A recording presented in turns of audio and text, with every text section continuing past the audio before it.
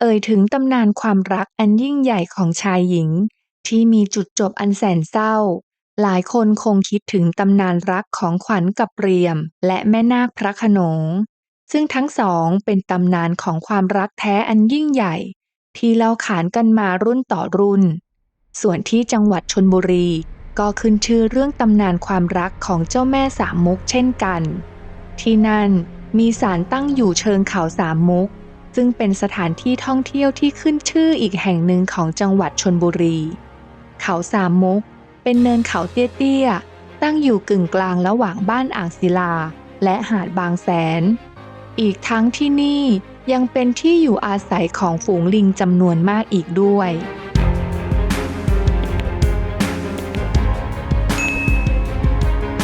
เมื่อปลายรัชสมัยกรุงศรีอยุธยาบริเวณบางแสนและเขาสามมุกยังไม่มีบ้านเรือนและผู้คนหนาแน่นเหมือนเช่นปัจจุบันนี้ชื่อบางแสนและเขาสามมุกก็ยังไม่มีปรากฏจะมีก็แต่ตำบลอ่างหินที่ในปัจจุบันก็คือตำบลอ่างศิลาอันเป็นชุมชนของชาวประมงริมทะเลและห่างจากตำบลอ่างหินออกไปพอประมาณมียายหลานที่มีฐานะยากจนอาศัยอยู่คู่หนึ่งผู้เป็นยายมีชื่อเสียงเรียงนามใดก็มิได้ปรากฏไว้ส่วนหลานสาวนั้นมีชื่อว่าสามมุกพวกเขาอาศัยอยู่ในเมืองบางปลาสร้อยเมื่อบิดาและมารดาเสียชีวิตลงสามมุกก็ได้มาอาศัยอยู่กับยายจนกระทั่งเติบโตเป็นสาวเต็มวัยทุกวันในช่วงเย็นหลังจากที่สามมุกได้ทำกับข้าวเสร็จแล้วเธอก็มักจะชอบมานั่งดูหนุ่มสาวและเด็กๆเล่นว่าวกันอยู่บริเวณริมเชิงเขานอกจากเด็กๆและหนุ่มสาวแล้วก็ยังมีลิงป่าที่มักจะมาหยอกล้อเล่นกับสามมุกอยู่เป็นประจำจึงทำให้สามมุกชอบมาที่นี่เป็นอย่างมากขณะที่สามมุกกำลังเล่นกับลิงอยู่นั้นก็ได้มีว่าวลอยมาตกตรงหน้าของเธอทำให้ลิงที่กำลังหยอกล้อกันอยู่ตกใจวิ่งหายเข้าไปในป่าสามมุกมองหาต้นเหตุพร้อมก้มลงหยิบว่าวที่ขาดนั้นขึ้นมาจู่ๆก็มีชายหนุ่มมายืนตรงหน้าเธอและเขาก็กำลังมีอาการเหนื่อยหอบสามมุกมองใบหน้าของฝ่ายชายที่มีรูปร่างอันหล่อเหลางดงามหลังจากนั้นก็ละสายตามามองที่ว่าวในมือของตนเองชายหนุ่มก็ได้แนะนำตัวกับหญิงสาวว่าเขานั้นชื่อแสนแล้วทั้งสองก็ได้พูดคุยทำความรู้จักกันแสนนั้นเป็นลูกของกำนันบ่ายอาศัยอยู่ตำบลอ่างศิลาห่างจากเมืองบางปลาสร้อยอยู่พอสมควรทั้งสองได้พูดคุยกันอย่างหนุ่มสาวที่ถูกใจกันก่อนกลับแสนได้มอบว่าวของตนให้กับสามมุกเป็นที่ระลึกและทั้งสองได้นัดเจอกันที่เชิงเขาทุกวันทำให้ความสัมพันธ์ของทั้งคู่ก่อเกิดเป็นความรักในที่สุดหลายวันต่อมาซึ่งก็เป็นวันที่แสนกับสามมุกนัดเจอกันเหมือนอย่างเคยแต่มันเป็นวันที่แสนพิเศษสำหรับทั้งสองคนมากเพราะแสนได้นำแหวนทองเรียบๆแต่ดูสวยงามมามอบให้กับสามมุกแสนนั้นได้สวมแหวนไปยังนิ้วนางข้างซ้ายของสามมุกเมื่อสวมเสร็จเขาก็ได้พนมมือขึ้นพร้อมกับหันหน้าไปยังริมเชิงเขา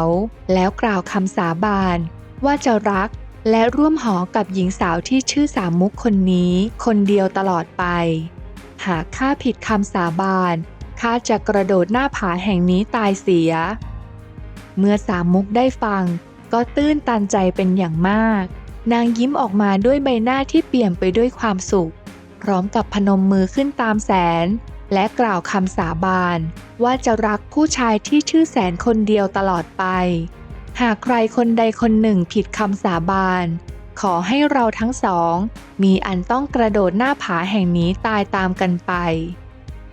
เมื่อสามมุกพูดจบแสนก็เข้าสวมกอดและทั้งคู่ก็ได้พูดคุยวางแผนการใช้ชีวิตคู่ในอนาคตร่วมกันท่ามกลางฝูงลิงป่าที่หยอกล้อกันไปมาบวกกับพระอาทิตย์ที่กำลังลับขอบฟ้านั่นเป็นภาพที่แสนสวยงามเป็นใจอีกทั้งยังมีสายลมพัดผ่านทั้งสองราวกับว่าหน้าผาแห่งนี้รับรู้ และเป็นพยานต่อความรักของพวกเขาทั้งสองคน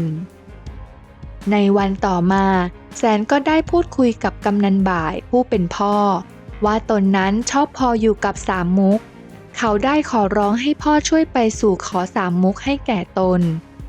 แต่ฝ่ายกำนันบ่ายได้ยินก็เกิดอาการไม่พอใจลูกชายของตนเป็นอย่างมากเพราะตนมีฐานะที่ร่ำรวยจึงต้องการที่จะให้ลูกชายแต่งงานกับหญิงสาวที่มีฐานะระดับเดียวกันไม่ใช่สาวชาวบ้านฐานะยากจนอย่างสามมุกกำนันบ่ายจึงสั่งให้ลูกชายของตนเลิกติดต่อกับสามมุกแต่แสนกลับปฏิเสธเสียงแข็งจนทำให้กำนันบ่ายโมโหมากสั่งบ่าวรับใช้ให้นำตัวแสนไปขังไว้ในห้องและกักขังบริเวณเพื่อไม่ให้แสนได้ไปพบกับสามมุกอีกหลังจากนั้นตนก็ได้จัดการไปสู่ขอมะลิหญิงสาวที่มีฐานะระดับเดียวกันกับแสนพร้อมกำหนดงานแต่งในอีก2 วันข้างหน้าข่าวลือหนาหูแพร่สะพัดออกไปทั่วอ่างศิลาและเมืองบางปะส้อยจนถึงหูของสามมุกเมื่อเธอได้ทราบข่าวก็ถึงกับน้ำตานองร้องไห้จนเหือดแห้งไม่เป็นอันกินอันนอนเพราะคิดว่าแสนนั้นผิดคำสาบานที่เคยให้ไว้กับตนและเมื่อมาถึงวันงานแต่งของแสนมะลิก็มาถึงภายในงานตกแต่งอย่างยิ่งใหญ่สมเกียรติของกำนันบ่ายแขกในงานเต็มไปด้วยคุณท่านคุณนายบุคคลที่มีชื่อเสียงและร่ำรวยอย่างมากหน้าหลายตาพอพิธีเริ่มขึ้นแสนได้แต่ก้มหน้าก้มตาแม้ในพิธีนั้นเจ้าสาวจะสวยเพียงใดแสนก็มิอาจมอบใจให้แก่เธอได้เนื่องจากเขาได้ให้ใจกับสามมุกไปหมดแล้วใจของแสนเจ็บปวดทรมานเป็นอย่างมากเพราะไม่สามารถไปอธิบายถึงสาเหตุการแต่งงานครั้งนี้ให้สามมุกได้เข้าใจในตัวเขาได้เลยเนื่องจากผู้เป็นพ่อกักบริเวณเขาพร้อมบังคับและยื่นคำขาดว่าหากเขาไม่แต่งงานกับมะลิจะถือว่าเนรคุณและจะถูกตัดขาดจากความเป็นพ่อกับลูกกันด้วยความที่แสนเป็นลูกที่กตัญญูรู้คุณทำให้ช่วงเวลานี้แสนทำได้แค่ก้มหน้าน้ำตาตกในฝืนทนกับงานแต่งในครั้งนี้อย่างหลีกเลี่ยงมิได้ในงานแต่งนั้นทุกคนต่างพากันรดน้ำสังและให้พรแก่แสนกับมะลิอย่างปิติยินดีแต่กลับมีหญิงสาวเพียงคนเดียวในงานที่มีแววตาเศร้าส้อยใบหน้าหมองคล้ำเดินอย่างคนไม่มีเรี่ยวแรงกำลังตรงไปรดน้ำสังพอเธอไปยืนอยู่ตรงหน้าของแสนเธอก็วางแหวนลงบนมือของแสนที่พนมอยู่พร้อมกับรดน้ำสังที่ใสพอๆกับน้ำตาที่กำลังไหลอาบแก้มทั้งสองข้างน้ำตานั้นได้หยดลงบนมือของแสนพอดีเมื่อรดเสร็จเธอก็รีบวิ่งออกจากงานไปในทันทีส่วนตัวแสนเองนั้นพอได้เห็นแหวนเขาก็จำได้ทันทีว่าเป็นของสามมุกจึงรีบเงยหน้าขึ้นมามองแต่ก็เห็นแค่แผ่นหลังหญิงสาวที่วิ่งจากไปอย่างลางๆเท่านั้นแล้วจู่ๆเขาก็นึกถึงคำที่เคยสาบานกับสามมุกได้แสนทำหน้าตกใจลนลานรีบวิ่งตามสามมุกไปในทันทีเมื่อทุกคนในงานเห็นเจ้าบ่าววิ่งออกไปจากงานก็พากันชงนยกใหญ่ฝ่ายกำนันบ่ายพอเห็นลูกของตนวิ่งตามสามมุกออกไปก็สั่งให้บ่าวรับใช้วิ่งไปตามลูกตัวเองให้กลับมาทำพิธีจนจบงานให้ได้โดยที่เขาเองก็วิ่งตามบ่าวไปติดๆด้วยความโมโหสามมุกวิ่งตรงไปที่หน้าผาและหยุดลงตรงริมเชิงเขาที่แสนกับสามมุกได้เคยสาบานกันเอาไว้พร้อมร่ำไห้ด้วยความเจ็บปวดที่ได้เห็นฝ่ายชายแต่งงานกับหญิงอื่นแทนตนทั้งที่เคยสาบานว่าจะอยู่เคียงคู่กันแท้ๆในใจก็คิดด่าทอตัวเองอยู่ตลอดเวลาว่าไม่น่าหลงเชื่อคำพูดของผู้ชายเลยผิดที่ตนเองดันหลงรักอยู่ฝ่ายเดียวผิดที่ตนเองตัดใจจากแสนไม่ได้อยู่ไปก็เจ็บช้ำใจเปล่าๆเธอค่อยๆเดินไปหยุดที่ปลายหน้าผาอ้าแขนหลับตาและทิ้งตัวลงไปยังก้นผาเบื้องหน้าร่างของเธอค่อยๆดิ่งลงไปจนสุดก้นหน้าผาและสิ้นใจในที่สุด ส่วนแสนที่วิ่งมาถึงหน้าผาก็ไม่พบสามมุกในใจเขาได้แต่ภาวนาว่าอย่าให้เป็นอย่างที่คิดเลยเขารีบวิ่งไปที่ริมหน้าผาและมองลงไปยังเบื้องล่างก็ถึงกับเข่าอ่อนน้ำตาไหลนองอาบใบหน้าพร้อมกับเอ่ยพูดขอโทษที่แทบจะไม่มีเรี่ยวแรงออกมา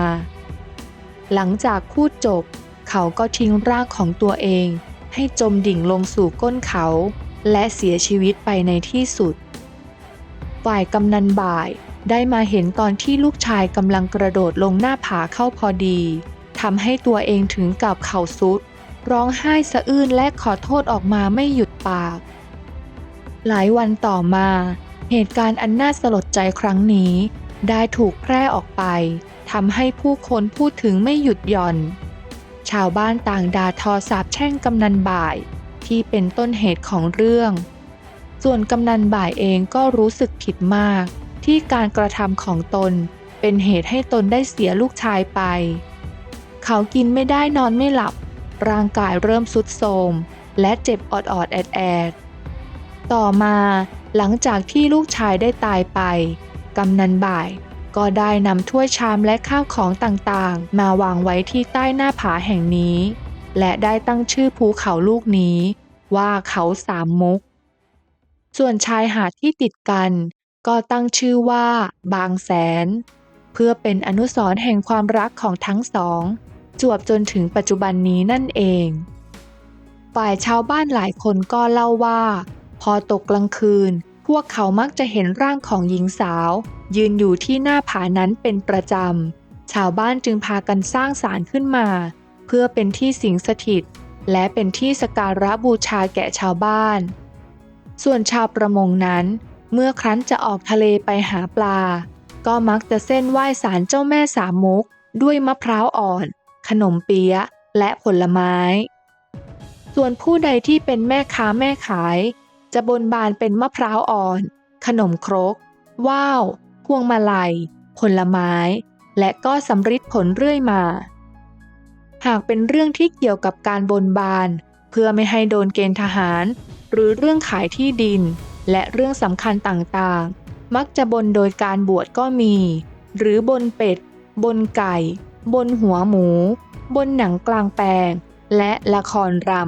ำปัจจุบันหลังจากเรื่องราวความรักอันยิ่งใหญ่ของเจ้าแม่สามมุกนั้นได้แพร่กระจายออกไปก็มักจะมีคู่รักชายหญิงมาอธิษฐานขอให้ความรักสมหวังโดยเขียนชื่อตนกับคนรักไว้บนว่าวแล้วแขวนไว้บริเวณศาลโดยเชื่อกันว่าเจ้าแม่สามมุกจะดลบันดาลให้ทุกคู่สมหวังและไม่พลัดพรากจากกันเหมือนดังในตำนานของตนอีกทั้งชาวชลบุรีเองยังมีความเชื่อว่าลิงที่อาศัยอยู่บริเวณเขาสามมุกที่มีมาแต่โบราณกาลนั้นเป็นบริวารของเจ้าแม่สามมุกหากมีใครมารังแกลิงหรือมาจับตัวลิงไปพวกเขามักจะล้มป่วยหรือเกิดอาเพศต่างๆให้เดือดร้อนกันไปทั้งครอบครัวนั่นเอง